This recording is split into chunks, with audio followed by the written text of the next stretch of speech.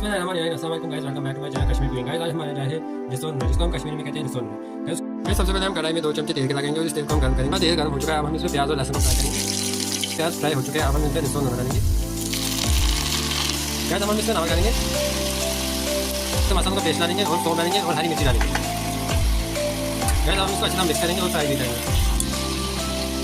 Guys हम इसको 5-10 minute के लिए ढक के रखेंगे। गैस 5 मिनट हो चुके हैं, अब हम इसमें नजर देंगे। हमारी रिसोन नजर फ्राई हो चुके हैं। गैस भी हमारी रिसोन नजर अच्छी तरह फ्राई नहीं हो चुके, इसको हमें बहुत फ्राई करना है अच्छी तरह। हमें इसको तब तक फ्राई करना है जब तक कि चटनी जैसी नहीं हो जाएगी। गैस हमारी रिसोन नजर फ्राई होने लगी है, ये देखिए इसको चटनी जैसी हो गई है।